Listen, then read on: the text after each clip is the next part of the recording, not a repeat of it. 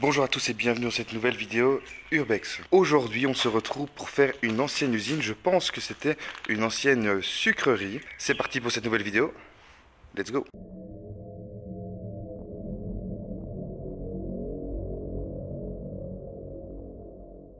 Donc on va se rapprocher du bâtiment en question. Alors je passe régulièrement devant, j'ai vu qu'il y avait une porte qui était ouverte il y a un peu de temps. Je vois qu'elle a été refermée. Donc nous voilà à l'intérieur de cette ancienne sucrerie. Bon, ça va être évidemment une vidéo très industrielle aujourd'hui. On va regarder un peu ce qui s'y passe dans cette usine. Regardez encore toutes les énormes pièces qu'il y a au-dessus de nos têtes ici. Moi qui ai le vertige, je peux vous dire que l'échelle là, je ne la prends pas. Regardez jusqu'où elle monte. C'est quand même très très haut. En tout cas, la grandeur du lieu est vraiment très impressionnante. Pas mal de trous comme ça un peu partout, donc je fais quand même attention là où je mets les pieds. Alors il y a ces énormes câbles, ce genre de choses là. Je sais pas exactement ce que ça pouvait être. Si j'arrive pas à aller dans la deuxième partie, c'est un peu chiant quand même, dans le sens où c'était la plus grande partie en plus de cet endroit. Mais je pense que si on fait le tour, il y a moyen que je trouve une entrée quelque part. Hein. Je ne trouve pas l'entrée pour la grosse partie de ce bâtiment, donc je vais essayer de faire le tour. Mais pour le moment, ça me semble compliqué. Je vais vous faire une petite partie explicative du lieu. C'est parti pour l'historique de ce lieu. Situé dans une zone de culture de la betterave, Gembloux disposait de deux sucreries. Les familles Ledocte ont été fort impliquées dans la naissance des sucreries dans la région namuroise. Maximilien Ledocte était le fils de Hubert Joseph Ledocte, qui a exploité pendant de longues années le complexe rural de la ferme de la Ramée à Jauchelet. Maximilien gérait la sucrerie de Gembloux. Fondateur de la Société Centrale Agriculture, Maximilien Ledocte fut également conseiller provincial. Ses quatre fils reçoivent l'usine en don de leurs parents le 1 du 6 1895. Ils transforment l'exploitation en société anonyme. La société sera dissoute en 1914 et cédée à la famille Stevenart en 1917. Famille Stevenart qui exploitait une autre sucrerie voisine depuis une vingtaine d'années.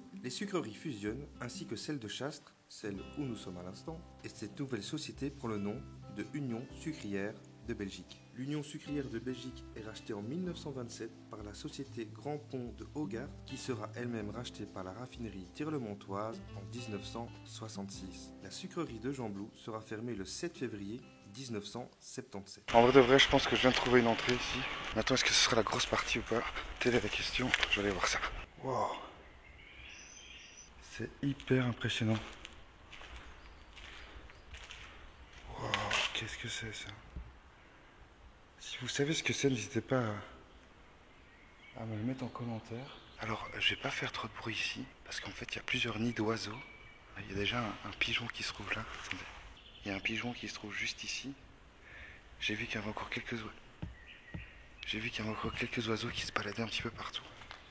Puis on va profiter du coup pour faire cette pièce où il y a quelques objets qui ont l'air très intéressants. Alors, donc il y a ces deux machines là où je ne sais pas exactement ce que ça pourrait être. Vous voyez, ce genre de choses ici. La machine à coudre.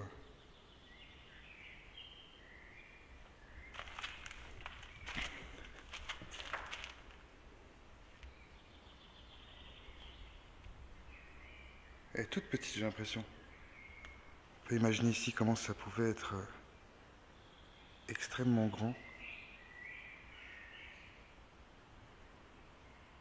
Waouh, regardez ça. Je sais pas ce que ça pouvait être.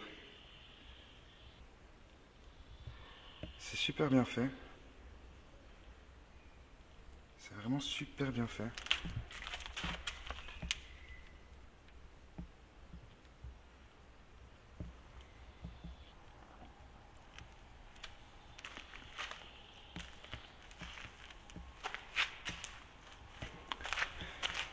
Et du coup, ça roule alors.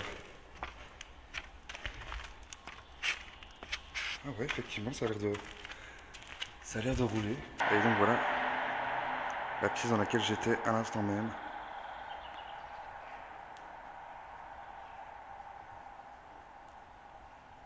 Bon voilà, je suis arrivé dans un endroit qui était absolument pas abandonné ici, avec des camions et tout. Donc ce que je vais faire, c'est que ça va être la fin de vidéo. J'espère que ça vous a plu quand même. Comme d'habitude, n'hésite pas à mettre un commentaire, un petit like et surtout à t'abonner à la chaîne YouTube. Je te dis à la semaine prochaine. Ciao.